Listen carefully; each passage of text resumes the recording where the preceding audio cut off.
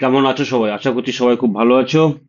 তো আজকের একটু আমরা নতুন টপিকস নিয়ে আলোচনা করব। টপিকটা হচ্ছে ইউরিনারি ট্র্যাক ইনফেকশন। ইউরিনারি ট্র্যাকে যদি ইনফেকশন হয় সেটা আমরা ইউরিনারি ট্র্যাক ইনফেকশন বা মূত্রনালী। এবং এতে জানার জন্য কি করতে হবে না, আমরা একটু অ্যানাটমিটা একটু আগে জানবো।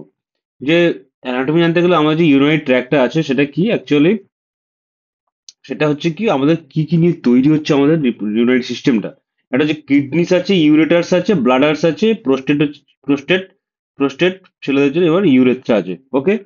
তো এবার হচ্ছে এগুলোকে দুটো পার্টে ভাগ করা হচ্ছে। দুটো পার্টে ভাগ করা হচ্ছে। একটা হচ্ছে আপার ইউরিনারি ট্র্যাক। আপার ইউরিনারি ট্র্যাক মানে হচ্ছে আমার কি কিডনি প্লাস ইউরেটার, তাহলে দুই এই দিক এই পর্যন্ত ব্লাডারের উপর পর্যন্ত, ইউরেটার এবং কিডনি নিয়ে কি হচ্ছে আপার ইউরিনারি ট্র্যাক। এবং লোয়ার ইউরিনারি ট্র্যাক মানে হচ্ছে ব্লাডার প্লাস প্রোস্টেট এবং ইউরেথ্রা। ওকে। তো আর প্রোস্টেট কিন্তু মহিলাদের থাকে না। এবার এখান থেকে একটা জিনিস জানতে হবে কি, যে কি কি হতে পারে ইনফেকশন হলে, কি কি হবে ইনফেকশন হলে, কি হবে আপার ইউরিনারি ট্র্যাক ইনফেকশন যদি হয় তাহলে আমাদের কি কি হবে। এক হচ্ছে পায়েলোনেফ্রাইটিস, পায়েলোনেফ্রাইটিস নেফ্রাইটিস। আরটা হচ্ছে অ্যাবসেস হতে পারে, অ্যাবসেস, পেরিনেফ্রিক অ্যাবসেস, পাইলোনেফ্রাইটিস। এবার এখানে কি হচ্ছে যে ব্লাডারে যদি কি হয় তাহলে হচ্ছে সিস্টাইটিস, সিস্টাইটিস। এবং ইউরেথ্রাতে কি হবে, ইউরেথ্রাইটিস, ইউরেথ্রাইটিস। ঠিক আছে। এবার এখানে মেল এবং ফিমেলের মধ্যে একটা একটা ব্যাপার আছে, যে আমাদের যদি এই ছবিটা দেখি, যে এটা হচ্ছে আমাদের অ্যানাল ক্যানাল, ছেলেদের কথাটা বলছি, অ্যানাল ক্যানাল। এবং এটা হচ্ছে আমাদের ইউরেথ্রাল ওপেনিং, এখানে আছে গ্ল্যান্স পেনিস, তাহলে এখানে ইউরেথ্রাল ওপেনিং আছে। তাহলে এখান থেকে যে আমরা যে যে বিভিন্ন ইনফেকশন গুলো, সেগুলো কিন্তু অ্যাসেন্ডিং ওয়েতে ছড়িয়ে যায়, অ্যানাস থেকে ছড়িয়ে যেতে পারে। ঠিক আছে। তাহলে এই যে ডিস্টেন্সটা কিন্তু অনেক বেশি, তার জন্য কিন্তু কি হয়, ছেলেদের একটু ইউরিনারি ট্র্যাক ইনফেকশনটা একটু কম হয় তুলনামূলক মেয়েদের চেয়ে। তার কারণ মেয়েদের যদি আমরা দেখি, যে এখানে হচ্ছে অ্যানাল ক্যানাল এবং এটা হচ্ছে কি ভ্যাজাইনাল ওপেনিং, এটা হচ্ছে ইউরেথ্রাল ওপেনিং, মানে এখান থেকে ইউরিন আসছে। তো এখান থেকে কি হচ্ছে না, আমাদের যে ইনফেকশন গুলো আছে এখানে থাকতে পারে, এখানে যে বিভিন্ন ব্যাকটেরিয়া গুলো যেগুলো আছে সেগুলো কিন্তু খুব সহজে এখানে চলে যায়। তাহলে কোথায় যাবে, যে ইউরেথ্রা যাবে, ইউরেথ্রা গিয়ে ইউরেথ্রা থেকে কোথায় যাবে না, প্রথম তাহলে ইউরেথ্রা হলো, ইউরেথ্রা দিয়ে কোথায় যাবে, যে ব্লাডার, তাহলে ব্লাডারে কি করছে না সিস্টাইটিস করছে। তাহলে ইউরেটাকে ইউরেথ্রাইটিস করে ব্লাডারে সিস্টাইটিস করছে, সেখান থেকে আবার অ্যাসেন্ডিং হবে উপরে, উপরের দিকে উঠে কি হবে, উপরে কিডনিতে কি করছে না নেফ্রাইটিস করছে। এবং পাইলোনেফ্রাইটিস যেটাকে আমরা বলছি, এবং কি করছে আমাদের হচ্ছে পেরিনেফ্রিক অ্যাবসেস তৈরি করছে। তাহলে কি কি আছে, আপার ইউরিনারি ট্র্যাক্ট ইনফেকশন এবং লোয়ার ইউরিনারি ট্র্যাক্ট ইনফেকশন। আপারের মধ্যে কি আছে, যে পেরিনেফ্রিক অ্যাবসেস এবং পাইলোনেফ্রাইটিস, লোয়ারের মধ্যে সিস্টাইটিস এবং ইউরেথ্রাইটিস। এগুলো নিয়ে আমরা আলোচনা করব। তাহলে তাহলে মোটামুটি আমাদের যদি অ্যানাটমিটা জানা গেল, এবং কেন মেয়েরা বেশি হাই রিস্ক সেটাও জানা গেল। এইবার হচ্ছে আমাদের জানতে গেলে কি করতে হবে, যে আপার ইউরিনারি ট্র্যাক্ট ইনফেকশনের পজিটিভ অর্গানিজম কি। আপার এবং লোয়ারের সবার ক্ষেত্রে আমাদের পজিটিভ অর্গানিজম হচ্ছে মেন হচ্ছে কি 80% ক্ষেত্রে কি করছে না এস সিরিজে কলাই করছে, মানে ইকোলাই করে। সেকেন্ড মোস্ট কমন হচ্ছে স্ট্যাফাইলোকক্কাস, স্ট্যাফাইলোকক্কাস স্যাপ্রোফাইটিকাস করে, এখন সেকেন্ড মোস্ট কমন। তারপর হচ্ছে কি ক্লিপসিলা লিউমনি এবং প্রোটিয়াস মিরাবিলিস, এরাও করে। ঠিক আছে। এইবার কি কি ক্ষেত্রে যে আপার ইউরিনারি ট্র্যাক্ট ইনফেকশন, আপার ইউরিনারি ট্র্যাক্ট ইনফেকশন কি কি ক্ষেত্রে বেশি হাই রিস্ক, সেগুলো কি হতে পারে। এক হচ্ছে কি, একটা হচ্ছে কিডনিতে যদি স্টোন থাকে এবং বিনাইন হাইপারপ্লাসিয়া প্রোস্টেট, যদি ছেলেদের প্রোস্টেটটা যদি এনলার্জ হয় তাহলে কি ইউরিনটা ক্লিয়ার হবে না, সেখানে ক্ষেত্রে হতে পারে। এবং ইউরিনটা হচ্ছে ব্যাক ফ্লো হচ্ছে, তো কি হচ্ছে না ব্লাডার থেকে কি হচ্ছে না ওটা কি ইউরেটার হয়ে কিডনির দিকে চলে যাচ্ছে, তখন কি অ্যাসেন্ডিং ভাবে কি ইনফেকশনটা ছড়িয়ে যাচ্ছে। আবার কোনো পেশেন্ট যদি ইমিউনো কম্প্রোমাইজড হয় সেসব ক্ষেত্রে কিন্তু কি দেখা যাচ্ছে, যে আমাদের এটা হাই রিস্ক কিসের জন্য, যে আপার ইউরিনারি ট্র্যাক্ট ইনফেকশন মানে পাইলোনেফ্রাইটিস এবং হচ্ছে আমাদের পেরিনেফ্রিক অ্যাবসেসের জন্য হাই রিস্ক। এবার হচ্ছে পেশেন্টের কি কি সিমটমস আছে, পেশেন্টের প্রত্যেকটা ইউরিনিক ফিচার্সে কি কি পাওয়া যাবে, সেটা হচ্ছে কি ডিস ইউরিয়া আর্জেন্সি, এবং আমাদের হচ্ছে কি ফ্রিকোয়েন্সি বাড়বে। তাহলে ডিস ইউরিয়া মানে কি বার্নিং মিচুরেশন, মানে কি হবে প্রস্তাব করার সময় যেটাকে আমরা জ্বালা করে যেটা বলি, বার্নিং মিচুরেশন। এবং হচ্ছে বারবার ফ্রিকোয়েন্সিও বাড়বে, আর্জেন্সিও বাড়বে। ঠিক আছে। বারবার মনে হবে ইউরিন করতে যাবো। এগুলোর সাথে কি থাকবে, এগুলোর সাথে যদি একটা ক্যারেক্টারিস্টিক্স পেন হবে, কোথায় পেন থাকবে, আমাদের যে কিডনি যে রিজনটা থাকে ব্যাক বা লোয়ার, আমরা কি ফ্ল্যাঙ্ক পেন বলছি, সেই ফ্ল্যাঙ্কে কি হবে, যে আমাদের একটা কিন্তু ডিপ একটা পেন হবে, খুব বেশি ব্যথা হবে এবং হাই গ্রেড ফিভার হবে। তাহলে আমার হচ্ছে কি এখানের সাথে এই কটা যে লোয়ার ট্র্যাক সিমটমস, মানে ডিস ইউরিয়া ফ্রিকোয়েন্সি এবং আর্জেন্সি যেগুলো বাড়ছে, এগুলো কিন্তু লোয়ার ট্র্যাক সিমটমস, মানে লোয়ার ইউরিনারি ট্র্যাক ইনফেকশন এগুলো হবে। তার সাথে যদি ফিভার এবং আমার হচ্ছে কি লয়েনে যদি পেন বা ফ্ল্যাঙ্কে যদি পেন, যেখানে কিডনি রিজনটা আছে সেখানে যদি পেন হয়, তাহলে ভাবতে হবে কিন্তু আমাদের কিন্তু আপার ইউরিনারি ট্র্যাক ইনফেকশনের চান্স বেশি। তার মানে আমাদের পাইলোনেফ্রাইটিস বা অ্যাবসেস হতে পারে। ঠিক আছে, তাহলে এইটা হচ্ছে ব্যাপার হলো। এইবার হচ্ছে কি হচ্ছে না, কি কি হলো, এবারে আমরা কি করব? তাহলে প্রথম হচ্ছে কি আমাদের কি টেস্ট করতে হবে।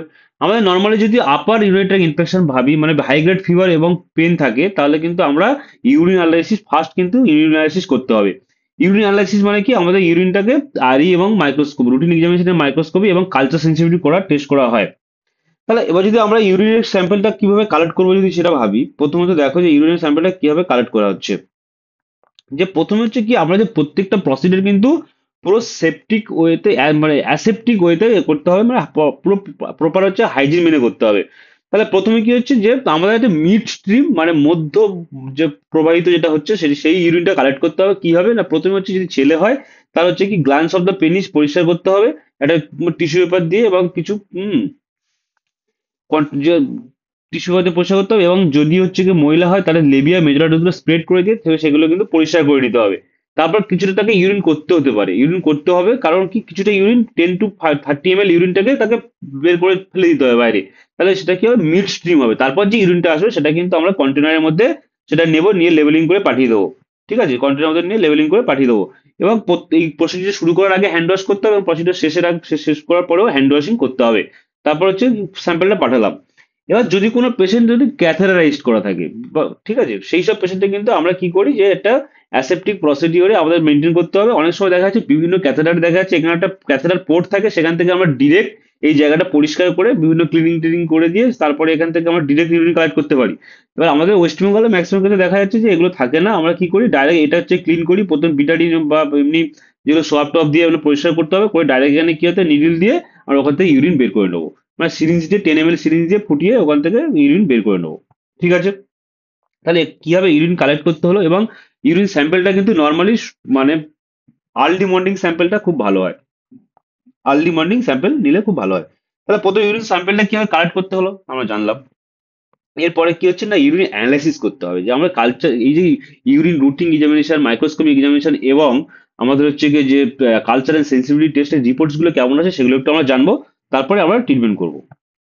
তাহলে প্রথম হচ্ছে দেখো যে এটা আমরা রুটিন এক্সামিনেশন এসেছে। রুটিন এক্সামিনেশন কি হচ্ছে, ইউরিনটা আমার নর্মালি কেমন কালার থাকে দেখো, যে অ্যাম্বার ইয়েলো বা পেল ইয়েলো কালার থাকে। এর তো প্রত্যেকটা ভ্যালু গুলো দেওয়া থাকে, কোয়ান্টিটি কত, কালার, অ্যাপিয়ারেন্স, কেমিক্যাল মেজারমেন্ট কি কি আছে, পিএইচ। পিএইচ কখন বেশি থাকবে, অনেক সময় নর্মালি পিএইচ কত 5 to 5.5। অনেক সময় পিএইচ কখন বেশি থাকে দেখো, পিএইচ 8 হয়ে গেছে কখন, যদি কোনো ইউরেস পজিটিভ ব্যাকটেরিয়া থাকে। যে ইউরেস প্রডিউসিং ব্যাকটেরিয়া, যে ব্যাকটেরিয়া ইউরেস প্রডিউস করছে, যদি কোনো সেরকম ব্যাকটেরিয়া থাকে, সেই ব্যাকটেরিয়া হলে পিএইচ অনেক সময় বেশি থাকবে। এবার বিভিন্ন রকম সেলস থাকে আমাদের, এখানে কি গ্লুকোজ থাকবে, প্রোটিন, কিটোনস, ইউরোবিলিনোজেন, বিলিরুবিন। প্রত্যেকটা কিন্তু ভ্যালু গুলো দেখে এইগুলো নর্মাল ভ্যালু এবং এগুলো অ্যাবনর্মাল রেঞ্জ একটা দেওয়া থাকবে, যে আমাদের দেখে নিতে হবে। আমাদের নর্মালি কি এপিথেলিয়াল সেল, মানে এপিথেলিয়াল সেল পাস সেল, যেগুলো দেখতে হবে, আরবিসি আছে কিনা, মানে আরবিসি আছে হিমাচুরিয়া হচ্ছে কিনা, এগুলো দেখতে হবে। ঠিক আছে, তাহলে এরকম কিন্তু একটা আরই রিপোর্ট আসে। ঠিক আছে, এবার অনেক সময় কি হচ্ছে যে এখানে কিন্তু যে বিভিন্ন ডাব্লিউবিসি বেশি থাকে, ডাব্লিউবিসি বেশি হলে কি হলো, আমাদের হচ্ছে কি আমাদের লিউকোসাইড এস্টারেজ যে এনজাইমটা আছে সেটা পজিটিভ থাকতে পারে। ঠিক আছে, তাহলে এটা কি হলো, আমাদের হচ্ছে কি ইউরিন আরই এবং এমই, মানে রুটিন এক্সামিনেশন এবং মাইক্রোস্কোপিক এক্সামিনেশনের রিপোর্ট সেটা অ্যানালাইসিস করলো। এরপরে আমাদের কি হচ্ছে না, আমাদের হচ্ছে কালচার। কালচার মানে কি, কোন ব্যাকটেরিয়া গ্রো করছে। 48 আওয়ার্স বা 27 আওয়ার্স, আমাদের নর্মালি 27 আওয়ার্সকে কালচার মিডিয়াতে রাখা হয়, স্যাম্পলটাকে সেন্ট্রিফিউজ করে। তারপর কোন ব্যাকটেরিয়া গ্রো করছে সেটাকে আমরা এ করি, আইডেন্টিফাই করি, এবং সেটাকে হচ্ছে কি কোন কোন অ্যান্টিবায়োটিক সেন্সিটিভ আছে সেটাকে আমরা দেখে নিই। যেরকম একটা এখানে রিপোর্টটা দেখলে বুঝতে পারবে যে এখানে আমরা কি হচ্ছে না, প্রোটিয়াস মিরাবিলিসের একটা কালচার পজিটিভ পাওয়া গেছে। এবার প্রোটিয়াস মিরাবিলিস বিভিন্ন অ্যান্টিবায়োটিক দেওয়া আছে, অ্যাম্পিসিলিন, দেখো, সেপ্টাজিডিম, হ্যাঁ, সেপ্ট্রাএক্সোন, হ্যাঁ, মেরোপেনম, পিপারসিন, টেজোক্রাম, প্রচুরটা হ্যাঁ, অনেকগুলো অ্যান্টি সিপ্লোফ্লক্সাসিন, হ্যাঁ, লিওফ্লক্সাসিন, হ্যাঁ, নাইট্রোফিউরান্টয়েন, টাইমেথোপ্রিন, সালফামেথক্সোজোল। প্রত্যেকটা অ্যান্টিবায়োটিক কোনটা কি সেন্সিটিভ এবং কতটা ইনহিবিটরি কনসেন্ট্রেশন কতটা আছে, প্রত্যেকটা কিন্তু এরকম পাশে দেওয়া থাকে। তাহলে আমরা সোজা যদি কালচার রিপোর্ট পাঠাই, তাহলে যেটা সেন্সিটিভ হবে আমি সেই অ্যান্টিবায়োটিকটা চুজ করবো। খুব ইজি, তাই না? এবার হচ্ছে কি দেখতে, প্রোটিয়াস মিরাবিলিস এর ক্ষেত্রে একটা জিনিস হয় কি, প্রোটিয়াস মিরাবিলিস ইউরিনটা যেটা স্যাম্পলটা হয়, সেই ইউরিনটা খুব পাঞ্জেন্ট হয়, তীক্ষ্ণ একটা গন্ধ হয়। ঠিক আছে, এটাতে খুব তীব্র একটা গন্ধ হয়, এটা জানতে হবে। হ্যাঁ, এইবার হচ্ছে কি হলো, তাহলে আমাদের কি স্যাম্পল রাখা গেল। এবার কি করতে হলো, তাহলে ইউরিন কি হলো, কালচার করা হলো, অ্যানালাইসিস করা হলো। এবং হচ্ছে পরবর্তী টেস্ট কি করতে পারে, যদি কোনো কমপ্লিকেশন থাকে বা অনেক সময় দেখা যাচ্ছে যার অবস্ট্রাকশন হয়েছে, মানে আমার কোনো ইউরিনের স্টোন আছে বা বিনাইন হাইপারপ্লেসিয়া প্রোস্টেট, প্রোস্টেট গ্ল্যান্ডটা বেড়ে গেছে, বা কোনো একটা আমাদের কি হচ্ছে কিডনিতে, কিডনিতে হচ্ছে দেখা যাচ্ছে যে এখানে কি হবে না, কিডনিতে হচ্ছে এখানে এখানে ছোট একটা অ্যাবসেস হয়ে গেছে, ঠিক আছে, এটা হচ্ছে কি অ্যাবসেস হয়ে গেছে। যদি অ্যাবসেস হয়ে যায় তাহলে কি হচ্ছে করে, তাহলে পেরিনেফ্রিক অ্যাবসেস যেটা আমরা বলছি, তখন কিন্তু আমাদের কি করতে হবে না, আমাদের হচ্ছে সিটি স্ক্যানটা মাস্ট করতে হবে, তখন আমাদের সিটি স্ক্যান করতেই হবে। ঠিক আছে, তাহলে আমাদের তাহলে নর্মালি কি হচ্ছে না, ইউরিন অ্যানালাইসিস করলাম, ইউরিন কালচার করলাম, এবারে আমাদের যে ইনফ্লামেশন হলে যে মার্কার গুলো হয় কি হলো, সিবিসি সিবিসি ডাব্লিউবিসি কাউন্ট বেড়ে যাবে, ঠিক আছে, সিআরপি এসআর বেড়ে যাবে, এবং অনেক সময় খুব যদি সিভিয়ার কেস হয় তাহলে ব্লাড কালচার করতে পারি না করতে পারি। এবার এই পেশেন্টের ট্রিটমেন্ট কি হবে দেখো, আমাদের আপার ইউরিনারি ট্র্যাক্ট ইনফেকশনের যে পেশেন্টগুলো যে ট্রিটমেন্ট আমরা নর্মালি করা হয় সেটাকে দেখতে হবে যে কমপ্লিকেশন আছে কি নেই। ঠিক আছে, আমাদের মেন যে ট্রিটমেন্টটা যে সাপোর্টিভ ট্রিটমেন্ট সেটা হচ্ছে কি হাইড্রেশন, মানে মানে তাকে ঠিকঠাক করে জল দিতে হবে, যেটা আমরা যেহেতু আপার ইউরিনারি ট্র্যাক্ট ইনফেকশন বেশিরভাগটা সিভিয়ার হয়, তাহলে সেগুলোকে আমরা কি করি না হচ্ছে ইন্ট্রাভেনাস ফ্লুইড দিতে হবে। এবার জ্বর এলে অ্যান্টিপ্যারেটিক, বমি হলে এমেটিক দিতে হবে। ঠিক আছে, এবার হসপিটালাইজেশন করাটা খুব জরুরি যদি সেটা সিভিয়ার কেস হয়, মানে কমপ্লিকেটেড আপার আপার ইউরিনারি ট্র্যাক্ট ইনফেকশন যদি হয়। এইবার যদি পেশেন্টটা যদি দেখা যাচ্ছে যে আমাদের খুব একটা কমপ্লিকেশন নেই, তাহলে পেশেন্টের যে ড্রাগ অফ চয়েস যদি বলি সেটা আমরা দু রকম ভাবে, এগুলো তো সব জায়গায় হবে। হ্যাঁ, আমি যদি আইভি ফ্লুইডস না দিয়েও আমরা তাকে জল খেতে বলছি, যদি বাড়িতে মানে আউট পেশেন্ট ট্রিটমেন্ট করি, একটা আউট পেশেন্ট ট্রিটমেন্ট, একটা in patient treatment. Out patient মানে হচ্ছে আমরা ওপিডি বেসিসে করছি, ইন পেশেন্ট মানে আমরা ভর্তি করে পেশেন্টের ট্রিটমেন্ট করছি। তাহলে এখানে আমাদের আইভি ফ্লুইডের জায়গায় তাহলে যদি আউট পেশেন্ট হয় তাহলে তাকে এমনি প্রচুর পরিমাণে জল খেতে বলবো। ঠিক আছে, এবার বাকি তো সেরকম আছে, ইঞ্জেকশনের জায়গায় আমরা ওরাল দিয়ে দেবো। তাহলে এখানে দেখতে পাচ্ছি যে যদি আউট পেশেন্ট হয় নর্মালি আমরা কি করছি, যদি আউট পেশেন্ট হয় নর্মালি আমরা কি করছি যে ফ্লুরোকুইনোজ দিতে হয়, কি সিপ্রোফ্লক্সাসিন বা লিওফ্লক্সাসিন। আমরা নর্মালি কিন্তু লিওফ্লক্সাসিনটাকে প্রেফার করি। এছাড়াও কি দেওয়া যেতে পারে, টাইমেথ্রিন সালফামিথক্সাজলও দেওয়া যেতে পারে। যদি ইন পেশেন্ট হয় তখন আমরা কি সবসময় কালচারের রিপোর্ট থেকে তার ট্রিটমেন্ট করা ভালো। তো আমরা কি করি, একটা ব্রড স্পেকট্রাম দিয়ে রাখি, সেপ্টাএক্সন দিতে পারি অথবা পিপ্রোলাচিন টাইজোব্যাক্টাম, লিওফ্লক্সাসিন ইনজেকশনও দেওয়া যেতে পারে। এবার দেখতে হবে যে আমাদের কালচার রিপোর্ট থেকে অ্যান্টিবায়োটিক চেঞ্জ করবো না অ্যান্টিবায়োটিক কি করতে হবে সেটা কালচার রিপোর্ট বেসিসে আমরা ট্রিটমেন্ট করবো। তাহলে মোটামুটি কি হচ্ছে না, আমাদের আপার ইউরিনারি ট্র্যাক্ট ইনফেকশন, তার ক্লিনিক্যাল ফিচার্স এবং আমাদের কি কিভাবে কি কি ইনভেস্টিগেশন করছি এবং কি কি কিভাবে ম্যানেজ করছি সেটা আমার জানা গেল।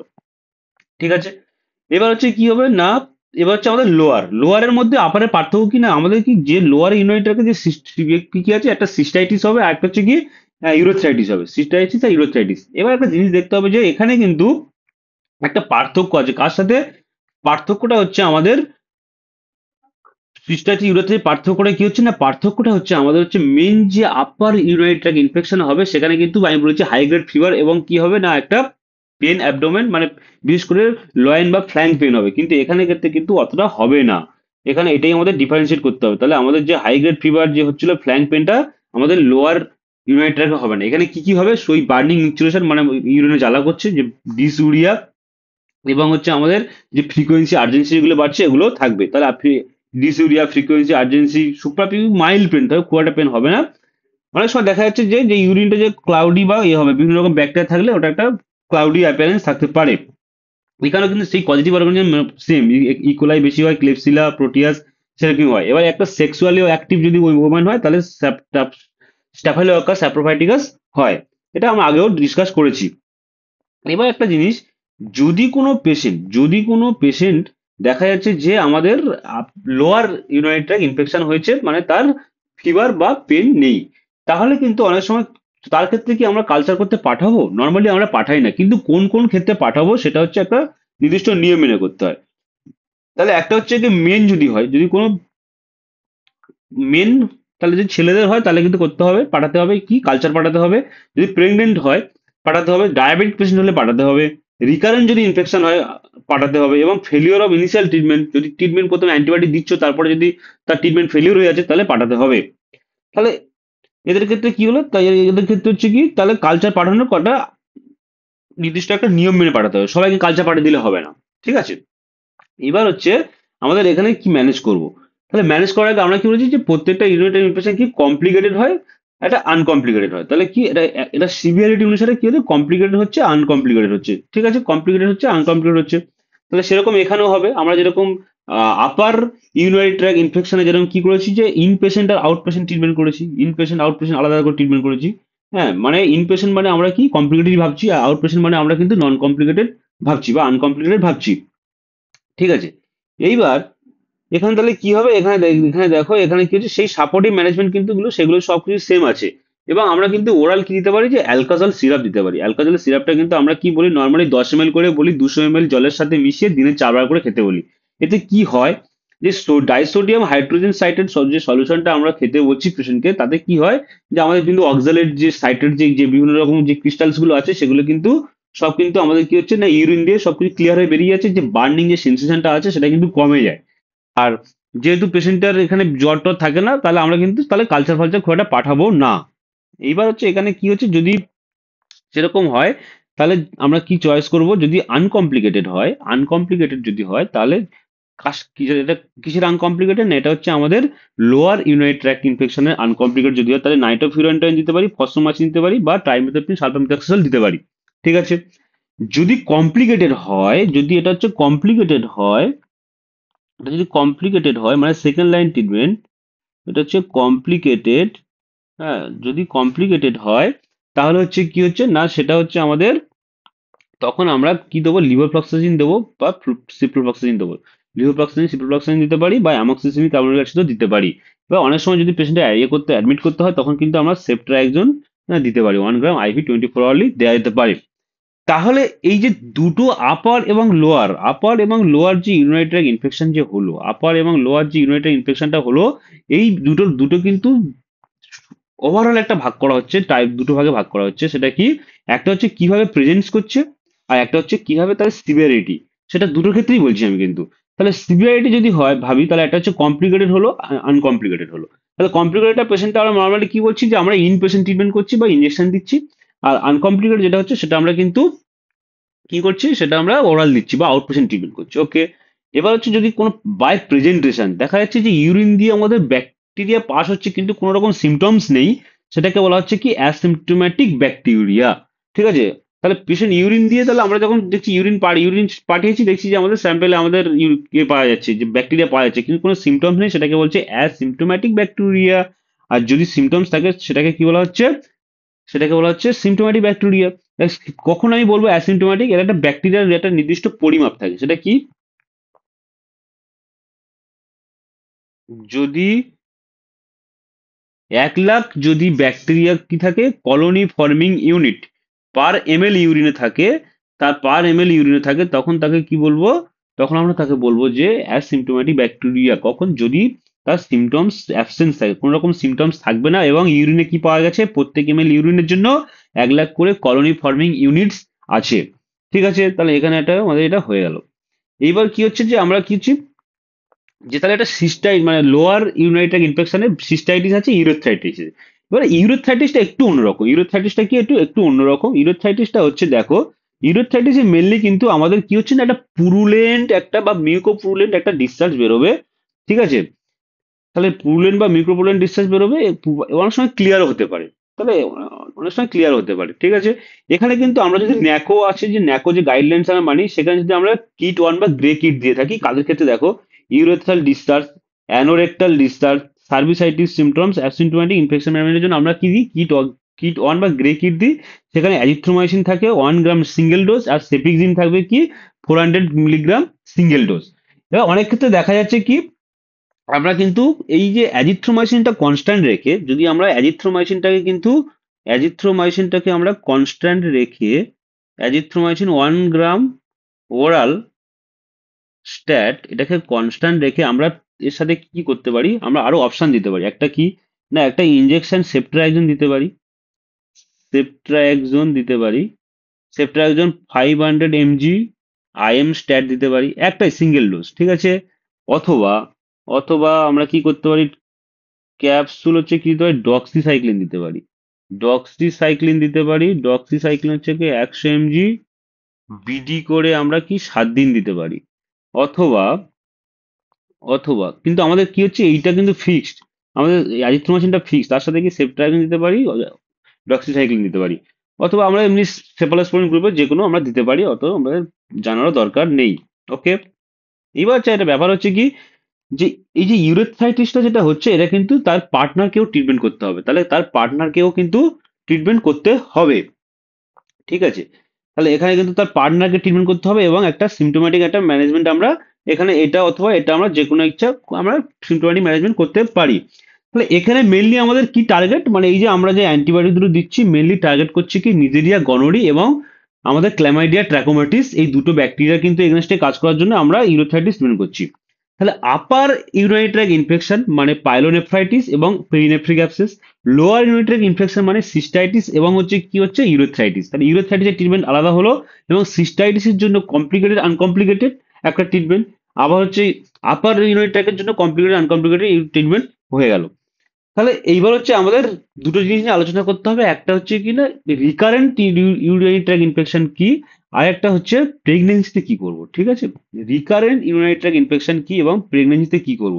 রিকারেন্ট তখনই বলবো যদি আমাদের দুবারের ইনসিডেন্স হয়, যদি আমাদের টু টাইমস ইনসিডেন্স হচ্ছে, ইউটিআই ইনসিডেন্স হচ্ছে কখন না হচ্ছে আমাদের টু টাইমস ইনসিডেন্স হচ্ছে আমাদের 6 মাসের মধ্যে, উইদিন উইদিন 6 মান্থস, ওকে, উইদিন 6 মান্থ, অথবা থ্রি টাইমস হচ্ছে ইউটিআই ইনসিডেন্স হচ্ছে উইদিন 1 ইয়ার, তাহলে তখন আমরা কি বলছে রিকারেন্ট বলবো। এবার রিকারেন্ট ইনফেকশন হলে আমরা কি বলেছিলাম, রিকারেন্ট ইনফেকশন আমরা কালচারও করতে পারবো এবং আমাদের কি করতে হবে সিটি স্ক্যানও করে দেখতে হতে পারে। এবার রিকারেন্ট ইনফেকশনে বেশিরভাগটা কাদের হয়, যারা সেক্সুয়ালি অ্যাক্টিভ ওমেন আছে তাদের বেশি হয়। ওই জন্য করে আমাদের কি করতে হবে না, আমরা হচ্ছে প্রোফাইল্যাক্সিস দিতে পারি, মানে যাতে এটা প্রিভেনশন করা যায়। প্রোফাইল্যাক্সিস দু রকমের হয়, একটা হচ্ছে কন্টিনিউয়াস প্রোফাইল্যাক্সিস এবং একটা হচ্ছে ইন্টারমিডিয়েন্ট প্রোফাইল্যাক্সিস। কন্টিনিউয়াস মানে টানা 3 থেকে 12 মাস পর্যন্ত ট্রিটমেন্ট চলবে এবং ইন্টারমিডিয়েট মানে আমরা মাঝে মাঝে ট্রিটমেন্ট দেবো। তাহলে কি হচ্ছে, একটা হচ্ছে 3 থেকে 12 মাস, তাহলে কি কি দিতে পারি, টাইমেথোপ্রিম দিতে পারি, সালফামিথাক্সিজল একটা কম্বিনেশনে দিতে পারি, একটা যে নাইট্রোফিউরান্টাইন দিতে পারি, ফসফোমাইসিন দিতে পারি। ঠিক আছে। আর যারা ইন্টারমিডিয়েন্ট প্রোফাইলাইসিস কাদের হয়, যে পোস্ট কয়টাল প্রোফাইলাইসিস, বিশেষ করে সেক্সুয়াল ইন্টারকোর্সের পরে আমরা পোস্ট কয়টাল প্রোফাইলাইসিস দিতে পারি, সেটা কি সেক্সুয়ালি অ্যাক্টিভ ওমেনের জন্য আমরা টাইমেথোপ্রিম আর হচ্ছে সালফামিথাক্সিজল দিতে পারি, হ্যাঁ সেফালেক্সিন দিতে পারি, নাইট্রোফিউরান্টাইন দিতে পারি, এগুলো ডোজটা একটু আমরা দেখে নিতে হবে। ঠিক আছে, এটা হলো কি হলো না recurrent urinary tract infection. Recurrent urinary tract infection কিন্তু অলওয়েজ কিন্তু কজটাকে আমাদের খুঁজতে হবে। ওকে, এবার হচ্ছে কি ইউরিনারি ট্র্যাক্ট ইনফেকশন প্রেগনেন্সিতে ইউরিনারি ট্র্যাক্ট ইনফেকশন কিন্তু একটু কেয়ারফুলি হ্যান্ডেল করতে হবে। তার কারণ কি, এই যে হঠাৎ করে যদি একটা কমপ্লিকেশন হয় সেটা মায়েরও হবে এবং বেবিরও হবে। ঠিক আছে, মা এবং বেবি দুজনেরই হবে। ঠিক আছে, তাহলে প্রেগনেন্সিতে আমাদের কি দেখতে পারি, যে প্রেগনেন্সিতে সিমটমস থাকুক আর নাই থাকুক, মানে অ্যাসিমটোম্যাটিক ব্যাকটেরিয়া হোক আর হচ্ছে সিমটোম্যাটিক হোক, আমাদের কিন্তু সমস্ত প্রেগনেন্সি ফার্স্ট ট্রাইমেস্টারে কি করতে হবে, আমাদের ফার্স্ট ট্রাইমাস্টারে একটা স্ক্রিনিং টেস্ট করতে হবে ইউরিন কালচার সেন্সিটিভিটি আরইএমই করে। ওকে, এটা হলো। তাহলে আমরা যদি কখন বলছি যে আমরা যদি মিনিমাম যদি 1 লাখ, আগে যে বলেছিলাম যে 1 লাখ ক্লোরিফর্মিক এসিড পার এমএল ইউরিনে যদি থাকে, তাহলে সেটা আমরা কি বলছি ব্যাকটেরিয়া হচ্ছে। এটাকে আমরা কি বলছি না ব্যাকটেরিয়া হচ্ছে। ওকে, এটা হচ্ছে আমরা বলছি যে ব্যাকটেরিয়া হচ্ছে। এটা তাহলে আমরা কি বলছি যে ব্যাকটেরিয়াটা হচ্ছে।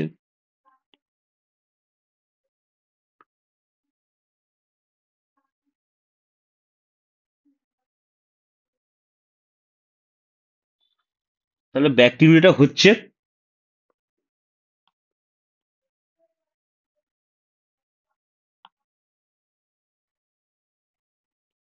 ঠিক আছে, ব্যাকটেরিয়াটা হচ্ছে।